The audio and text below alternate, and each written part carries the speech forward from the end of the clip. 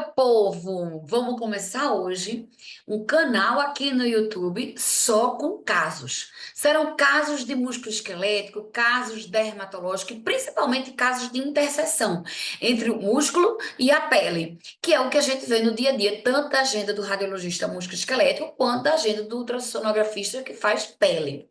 Eu sou Cláudia Fontan, médica radiologista, especialista pelo Colégio Brasileiro de Radiologia. Eu faço parte da Comissão Nacional de Ultrassonografia, pelo CBR.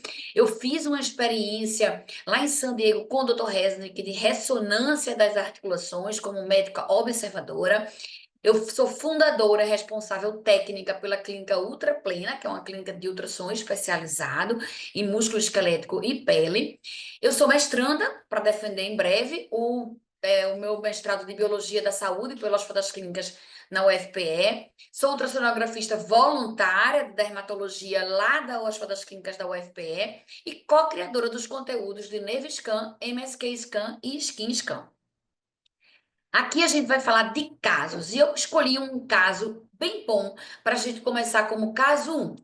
Esse é um homem jovem, né, que ele chegou para mim para fazer ultrassonografia das mãos e o médico ortopedista perguntou se ele tinha vasculite. Ele queria saber a presença de vasculite na ultrassonografia, né? Ele referia que tinha essa dor latejante que a gente chama aqui em Recife, é uma dor que é uma dor em queimação, que vai e vem, como se estivesse piscando. Então, a gente chama isso de dor latejante. E tinha alteração da sensibilidade. Se apresentava de forma intermitente nos dedos das mãos, né, intercalando, ora um dedo, ora outro, mas estava permanecendo de forma contínua nessa face ulnar do polegar. E é isso aqui, sou eu mesmo que risco, eu vou mostrar para vocês também aqui, além do caso, como eu faço esse desenho na pele do paciente, como eu faço meus laudos iconográficos e como eu concluo, como eu escrevo, né, essas patologias. Tudo aqui nesses casos. Então vamos lá. No meu cabeçado do meu laudo, eu tenho o título, a indicação, a técnica do exame, e aí eu uso a frequência máxima que eu usei, nesse caso aqui, de 24 MHz. Então eu digo assim, ó, transdutores multifrequenciais de até 24 MHz, porque eu posso usar o transdutor, o de 14, o de 24, o de 33, né? Não importa, por isso que eu falo transdutores, e que eles vão até uma frequência máxima de 24. E os achados, que é o que a gente vai mostrar aqui agora. O ponto-chave desse caso de hoje é que esse é um praticante, esse paciente é praticante de CrossFit. E a gente sabe que CrossFit é sempre uma caixinha de surpresa, né? O CrossFit é uma modalidade de exercícios de muito alto rendimento, exercícios rápidos, exercícios que a gente ultrapassa a nossa capacidade física, né? Tem aquele clima de competição. Então, geralmente, chega muito para o consultório de ultrassom, né, de ressonância também, as lesões do CrossFit, e a gente sempre se surpreende com essas lesões dessa modalidade esportiva. Então, aqui estava a mão do paciente, já quando eu risquei, porque eu fotografo depois que eu faço o exame, né, mostrando os pontos de interesse. Vamos esquecer minha marcação aqui. Então, a gente já pode perceber a quantidade de calo que esse paciente tinha, ou seja, ele dizia para mim, sobretudo aqui nas metacarpos falangianas, nos metacarpos, nas falanges proximais e médias, ele tinha muito calo, ou seja, ele tinha muito impacto mecânico aqui, né? Sobrecarga mecânica. E aí a gente fez todo o ultrassom, né? Olhou as articulações, olhou os ligamentos, os tendões, tudo ótimo e maravilhoso. Chamava atenção os calos. Então, aqui vindo um pouquinho para o ultrassom dermatológico, né? O calo a gente tem um aumento da espessura da epiderme, da derme. Quando é numa região sem pelo, que a gente chama na pele não glabra, então a gente tem na palma da mão e na planta do pé essa bandazinha hipoecóica, né, subepidérmica, e a gente via que tinha um espessamento, um calo bem típico dessa sombrazinha aqui na palma da mão, né, na metacarpofalangiana, e no transversal, e aqui nesse plano longitudinal a gente tinha esse calo aqui na falange proximal, e a gente tinha toda essa área também de sobrecarga mecânica. da gordura. Então, na medida que ele impactava, a força era aqui, mas quando ele fazia uma flexão, então a gente fazia também uma impactação aqui contra esse anteparo que certamente estava aqui e dava essa paniculite aí mecânica, né? Essa região. Então, ele tinha essas alterações de sobrecarga, mas ossos, articulações, tendões, tudo maravilhoso. Olhei a mão inteira, né? E daí eu perguntei, me mostra aonde é exatamente a sua dor, o seu incômodo. E o incômodo dele era nessa face ulnar, né, principalmente da falange proximal do polegar. O que é que a gente encontra aqui? Tendão, nervo, tudo ótimo. Mas ele tinha uma trombose da veia interdigital na face ulnar do polegar. A gente consegue ver aqui o trombo, a gente também consegue ver aqui em cima uma paniculitezinha mecânica, né? Desse raciocínio de sobrecarga que eu fui destrinchando, eu fui desenrolando esse raciocínio à medida que eu fazia o ultrassom, o nervo interdigital. Também a gente podia ver um espessamento desse perimísio aqui do nervo interdigital, faz parte da sobrecarga mecânica, né?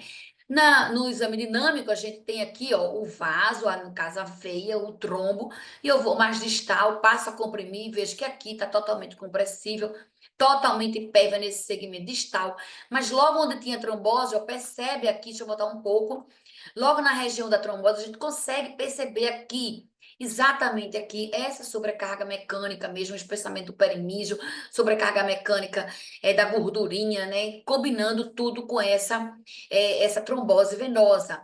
Quer Doppler? A gente tem o Doppler. Então, o tendão, o nervo interdigital de um lado, o nervo interdigital do outro, a gente vai caminhando. A artéria estava normal, pérvia, né? E a gente chega no nosso ponto realmente da trombose. Era uma trombose que ela tinha uma parcialmente recanalizada lá distal, né? Mas no núcleo mesmo, no centro dela, era uma trombose com característica recente mesmo, que aumentava o diâmetro do vaso.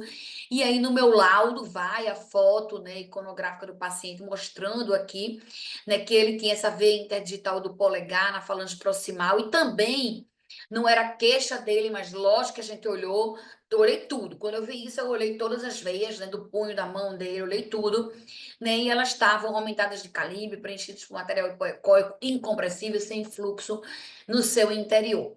E nessa de olhar tudo, eu também olhei as artérias, óbvio, né? E me surpreendi, me deparei com esse segmento da artéria radial também com um trombo. Uma trombose antiga, porque o trombo era um pouco mais ecogênico, estava recanalizado, a gente consegue ver esse espessamento médio intimal, então um trauma mecânico ali, né, nessa camada médio-intimal, que promoveu toda essa cascata e culminou com esse trombo aqui, né, numa artéria recanalizada parcialmente. No Doppler, eu adoro a gente ver essa compressão, né, que a gente vê, comprime as veias, né, a artéria, a gente vê melhor esse trombo na compressão, e também mostrando a vocês que se a gente não comprimir, a gente pode ficar no modo B, ó, aqui, deixa eu dar uma pausa, no modo B, né, de altíssima resolução 24, a gente pode achar que é um trombo dentro dessa veia, e não é, na verdade, é o próprio, as células, né, as hemácias ali no fluxozinho mais lentificado, e a gente consegue ver isso no modo B de uma, de uma veia normal. Então, aqui eu descrevi que era um trombo ecogênico antigo, obstruindo parcialmente o lumen da artéria radial, na face dorso radial do punho, por uma extensão longitudinal de 6 milímetros a 0,6 centímetros, porque a gente vai sim fazer um acompanhamento desse paciente. No laudo, enfim, o laudo é aquilo que eu descrevi na conclusão. Eu digo que tem sinais de sobrecarga mecânica, com calo e paniculite, tem uma trombose antiga, parcialmente recanalizada da artéria radial, tem uma trombose recente não recanalizada das veias interdigitais do polegar. E aqui o que eu chamo do laudo iconográfico, é um laudo que dá um pouco mais de trabalho para a gente fazer, mas a gente tem um feedback positivíssimo, né, para tanto do paciente quanto do médico, nesse caso ortopedista que pediu esse exame. Então ele sai sabendo exatamente o que é que a gente está falando, né? O tendão, o nervo, a veia, onde é que está esse trombo exatamente desenhado aqui no paciente, aqui também. Então ele olha para essas imagens, ele olha para esse laudo.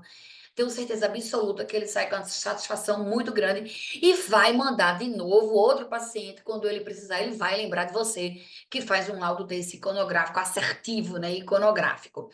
Né? A gente faz além do que é esperado, e isso é muito importante.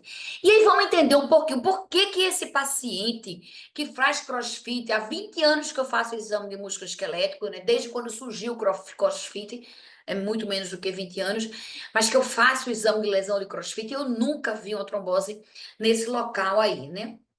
Esse paciente, ele disse a mim que ele usava uma munhequeira, não era essa aqui, né, mas uma munhequeira que ele mesmo personalizou e que ela impacta o laço dela, o fecho dela aqui atrás, né, um pouco mais proximal, para ele ter mais firmeza nesse punho, ela impacta exatamente aqui onde a gente desenhou, que era a artéria trombosada. Então, esse impacto, né, desse anteparo duro aqui fez com que batesse, fizesse um trauma médio intimal e uma trombose dessa artéria.